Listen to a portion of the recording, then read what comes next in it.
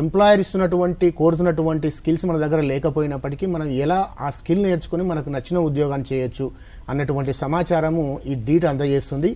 ఇక్కడ ఫైండ్ జాబ్స్లో మనం క్లిక్ చేసినట్లయితే అక్కడ రెండవ చిత్రంలో కనిపిస్తున్నట్టుగా ఒక ఎంప్లాయర్ పోస్ట్ చేసినటువంటి నోటిఫికేషన్ తనకు కనిపిస్తుంది. ఉదాహరణకు ఒక ఎంప్లాయరు నాకు అకౌంటెంట్ కావాలి బీకామ్ డిగ్రీతో అన్నటువంటి, లేదా ఎనీ డిగ్రీ అయినా పర్వాలేదు నాకు ఒక సూపర్వైజర్ కావాలని చెప్పేసి ఒక జాబ్ క్రియేట్ చేస్తే ఎనీ డిగ్రీతో ఉన్నటువంటి ఆల్ జాబ్ సీకర్స్కి ఈ విధంగా జాబ్ కార్డు ఫైండ్ జాబ్లో కనిపిస్తుంది.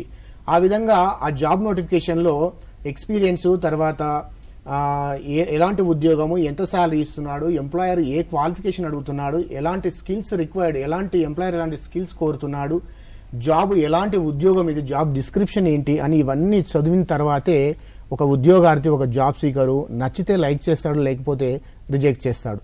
ఈ విధంగా మనకు జాబ్ నోటిఫికేషన్ అనేవి కనిపిస్తాయి. ఈ విధంగా జాబ్ సీకర్కి వచ్చినటువంటి జాబ్ నోటిఫికేషన్ పూర్తిగా చూసిన తర్వాతే జాబ్ సీకర్ లైక్ చేయడం జరుగుతుంది. ఇక్కడ మీరు చూసినట్లయితే మొదటి చిత్రంలో apply job or not interested అంటే దాదాపుగా జాబ్ సీకర్ ఇక్కడ చూసినట్లయితే మహీంద్రా అండ్ మహీంద్రా వాళ్ళు ఈ అప్రెంటిస్షిప్ అనేటువంటి ఒక జాబ్ నోటిఫికేషన్ ఇవ్వడం జరిగింది. 10th క్లాస్, ఇంటర్మీడియట్, ఐటీఐ వరకు. ఒకవేళ ఈ జాబ్ మ్యాచింగ్ ద్వారా వచ్చినటువంటి ఒక జాబ్ సీకర్ అప్లై జాబ్ అని చెప్పి చేస్తే రెండవ చిత్రంలో ఎన్ని రకాల జాబ్లకి ఒక జాబ్ సీకర్ అప్లై చేశారు అన్నటువంటి కనిపిస్తుంది. చూడండి, ఇక్కడ యాక్టివిటీలో జాబ్స్ అప్లైడ్, తర్వాత ఎంప్లాయర్ ఇంట్రెస్టెడ్. ఎప్పుడైతే మీరు ఆ జాబ్ నోటిఫికేషన్ యాక్సెప్ట్ చేస్తారో, అప్లై చేస్తారో, లైక్ చేస్తారో తక్షణమే వెంటనే ఎంప్లాయర్కి తను పోస్ట్ చేసినటువంటి జాబ్కి ఒక జాబ్ సీకర్ ఇంట్రెస్ట్ ఉన్నాడని చెప్పేసి తక్షణమే ఇన్ఫర్మేషన్ వెంటనే వెళ్తుంది. అప్పుడు ఎంప్లాయర్ లాగిన్లో కూడా మనకి ఎలాగైతే జాబ్ నోటిఫికేషన్స్ కనిపించాయో ఎంప్లాయర్ లాగిన్లో కూడా తన నోటిఫికేషన్స్కి టాలెంట్స్ రూపంలో మన ప్రొఫైల్స్ అన్నీ కూడాను వరుసగా కనబడతాయి. అదేవిధంగా మనం సబ్మిట్ చేసినటువంటి సమాచారం ఏదైతే ఉందో, మన ఎక్స్పీరియన్స్, మన స్కిల్స్, మన విద్యార్హత, మన లొకేషన్, మన వయస్సు, మన అనుభవం, ఇవన్నీ కూడాను ఒక ప్రొఫైల్ రూపంలో, రెజ్యూమే రూపంలో ఎంప్లాయర్ కనబడి తనకు మన యొక్క పూర్తి సమాచారం నచ్చినట్లయితే తను యాక్సెప్ట్ చేయడం జరుగుతుంది. దాన్ని షార్ట్ లిస్టెడ్ అని చెప్పేసి అంటాం. ఆ విధంగా ఎంప్లాయర్ ఇంట్రెస్ట్ చేసినటువంటి కాలంలో ఎన్ని రకాల ఉద్యోగాలను తన ఎంప్లాయర్ ఎన్ని ప్రొఫైల్స్ని యాక్సెప్ట్ చేశాడని చెప్పేసి యాక్టివిటీ రూపంలో కనిపిస్తుంది. ఈ రెండు ప్రధానమైనటువంటి ఈ యొక్క పనులు, అంటే ఈ కార్యక్రమాలు, ఈ యాక్టివిటీ జరిగిన తర్వాతే ఎంప్లాయర్కి జాబ్ సీకర్ యొక్క mobile number and mail ID, job సీకర్కి ఎంప్లాయర్ యొక్క mobile number and mail ID కనిపిస్తుంది.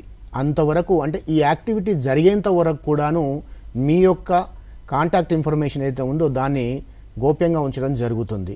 కాబట్టి అంటే జాబ్ నోటిఫికేషన్ని జాబ్ సీకర్ యాక్సెప్ట్ చేయడం, ఎంప్లాయర్ కూడాను తన లాగిన్లో క్యాండిడేట్ ప్రొఫైల్ను కూడా ఎంప్లాయర్ యాక్సెప్ట్ చేయడం అనేది తప్పనిసరి అయిన తర్వాతే ఇద్దరికి కాంటాక్ట్ ఇన్ఫర్మేషన్ అనేది షేర్ చేయడం జరుగుతుంది.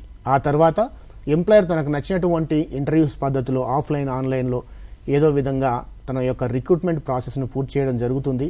ఆ తర్వాత అప్లికేషన్లోనే నీ యొక్క సెలెక్షన్ అనేది కూడా అక్కడ రిఫ్లెక్ట్ కావడం జరుగుతుంది. షార్ట్ లిస్ట్ అయ్యావా, హైర్ అయ్యావా, ఆన్ హోల్డ్లో ఉన్నావా, రిజెక్ట్ అయ్యావా అని చెప్పేసి ప్రతి యాక్టివిటీ కూడాను చేస్తున్నటువంటి జాబ్ సీకర్ కావచ్చు, ఎంప్లాయర్ కావచ్చు, ఎవరు చేసినటువంటి ప్రతి చిన్న యాక్టివిటీ కూడాను వెంటనే అనౌన్స్మెంట్ రూపంలో, సందేశాల రూపంలో, మొబైల్ యాప్లో స్పష్టంగా కనిపిస్తుంది.